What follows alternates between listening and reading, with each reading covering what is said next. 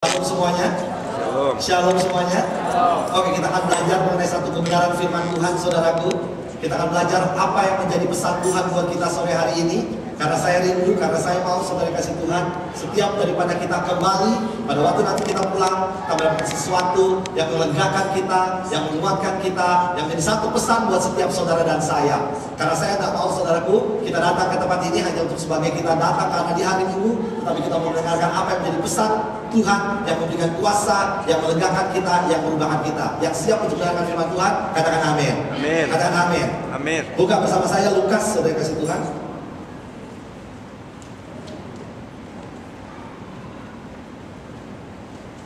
Lukas 10 ayat yang ke 30 sampai ayat yang ke 36.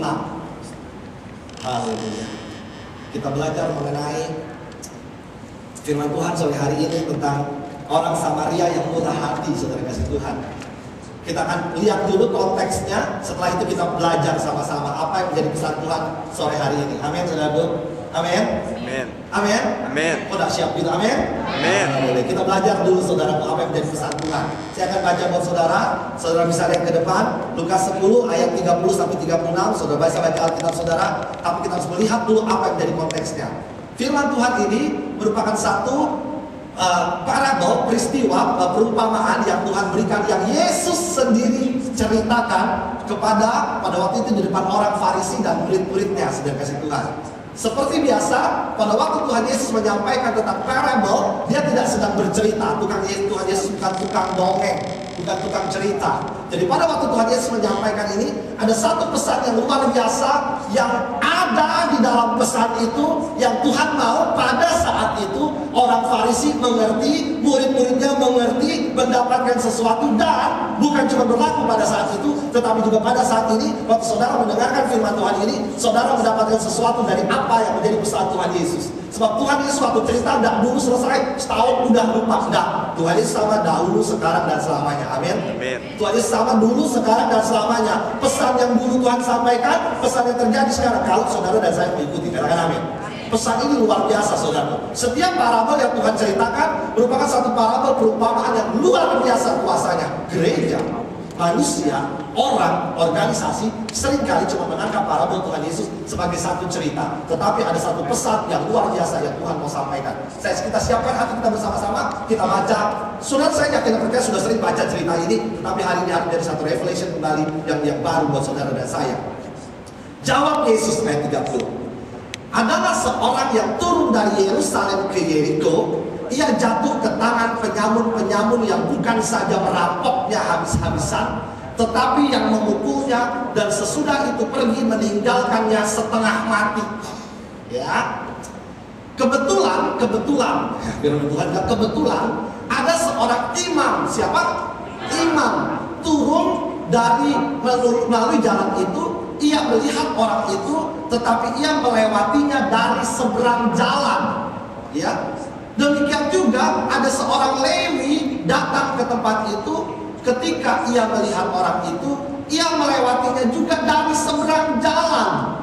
Lalu datang seorang Samaria yang sedang dalam perjalanannya ke tempat itu, dan ketika ia melihat orang itu, tergeraklah hatinya oleh belas kasihan.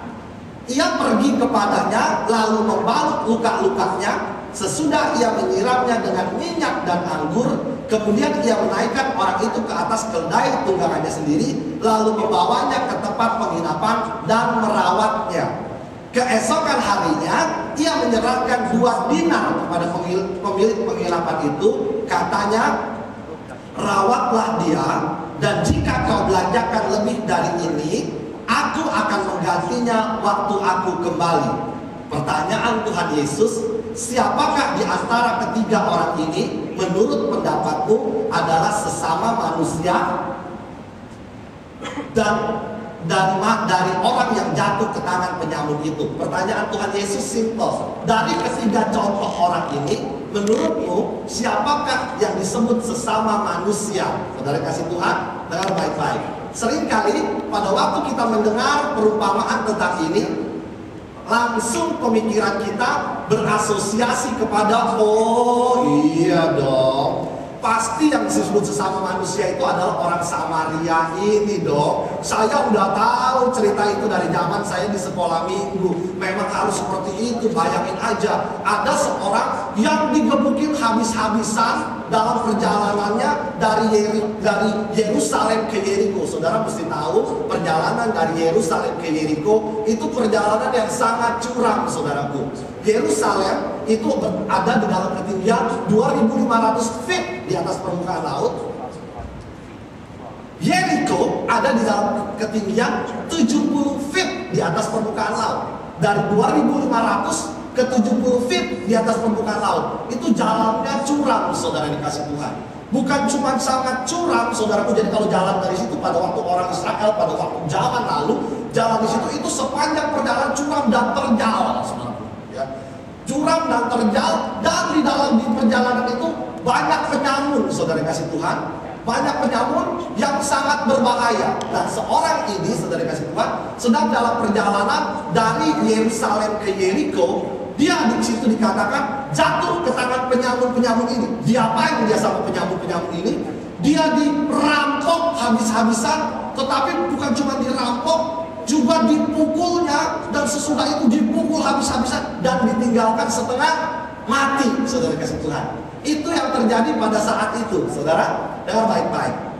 Kemudian dikatakan ada seorang imam, seorang yang namanya imam, seorang yang mengerti dan mengenal firman Allah, seorang yang datang ke gereja, mungkin setiap minggu datang ke gereja. Mungkin imam ini juga orang Kristen, saudara kasih Tuhan, pasti namanya imam, kepala gereja mungkin saudaraku. Dia datang, saudara kasih Tuhan, lewat di jalan yang curam itu. Dia lihat orang sudah diapakan, dirampok, kemudian dipukulin, sudah habis-habisan, ditinggal lagi dalam keadaan setengah mati.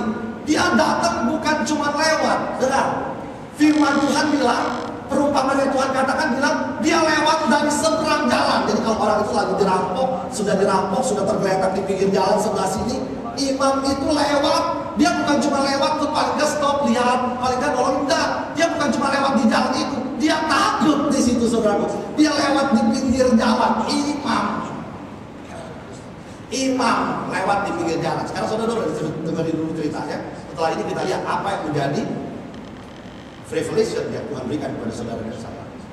Imam, katakan imam, ya, orang yang pergi ke gereja, bahkan orang yang kayak rohania lah, saudara di situ, sangat rohania. Kemudian Tuhan dah stop sampai di situ. Dia bilang ada seorang Lewi, saudara kasih Tuhan. Orang Lewi adalah asistennya imam. It's okay, gak apa-apa. Saya masih bisa bergerak, tenang aja, Pak. Ya, imam Lewi ini dia asistennya daripada imam, ya. Imam Lewi pemimpin pujian, saudara. Kalau di gereja di Israel, saudara kasih Tuhan, di bait Allah, imam Lewi itu adalah orang-orang yang dipakai untuk mengangkat pujian, membiarkan hadirat Tuhan. Katakan hadirat Tuhan. Harusnya dengan baik-baik, imam Lewi ini adalah orang yang dipakai oleh Tuhan untuk menghadirkan hadirat Tuhan terjadi atas jemaatnya. Tuhan pakai perumpamaan ini. Tuhan pakai orang Lewi ini pun datang, saudaraku, lewat di situ, lihat orang yang sudah habis dirampok, dipukulin, digebukin, sudah setengah mati. Itu sudah setengah mati. Ditulis setengah mati, saudaraku, ya. Sudah ditulis dalam keadaan setengah mati. Dia lewat, saudaraku, lewat. Dia lihat, saudaraku, tetapi dengan sengaja dia pilih di seberang jalan. Dia jalan, ya, saudara kasih Tuhan.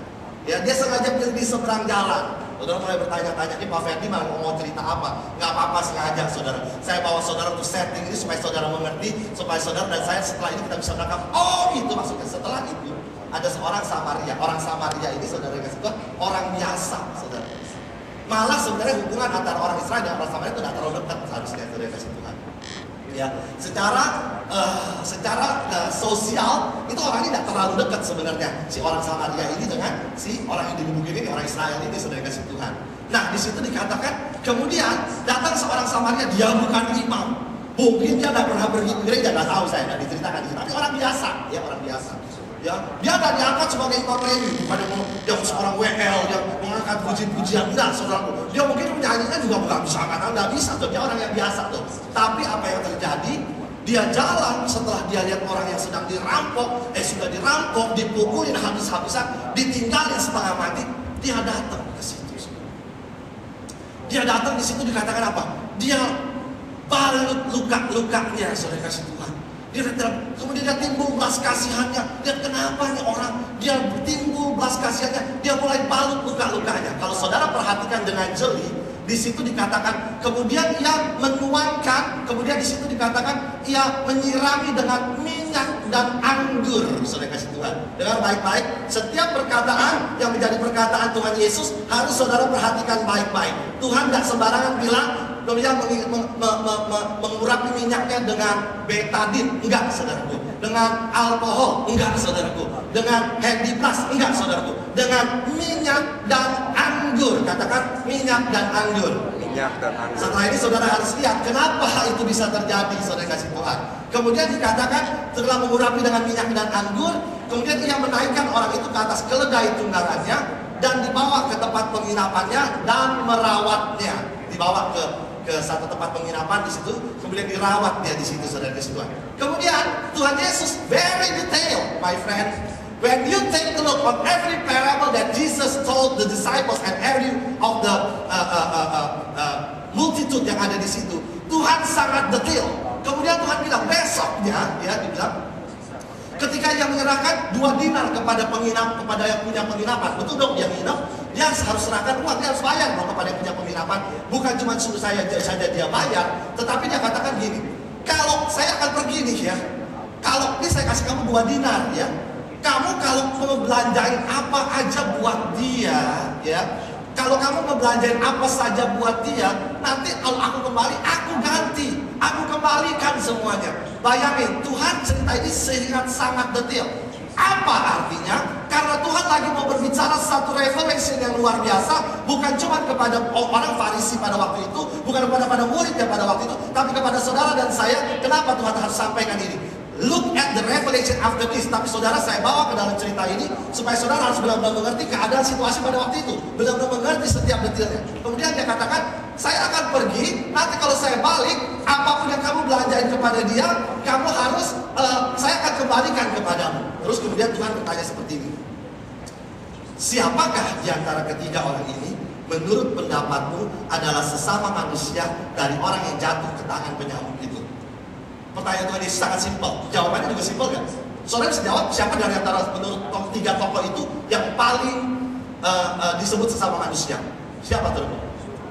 Orang Samaria. Nenek-nenek juga tahu, ya kan? Yang satu main lewat aja, orang Lewi main lewat aja, ya. Kemudian orang Samaria ditolongin, disiram dengan minyak dan anggur, dirawat, dibelanjain lagi, ya.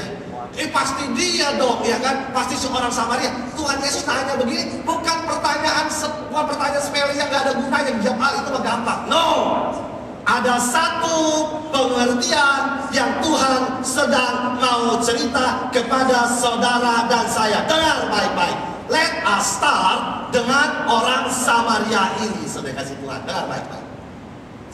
Orang Samaria ini tahu bahwa untuk menolong seseorang yang sedang dipukul habis-habisan, yang sudah dalam keadaan dirampok, dipukul, dihabisi, dihancurkan, ditinggalkan, digeletakkan, tidak ada yang tolong, seorang yang sudah hampir mati, sudah setengah mati.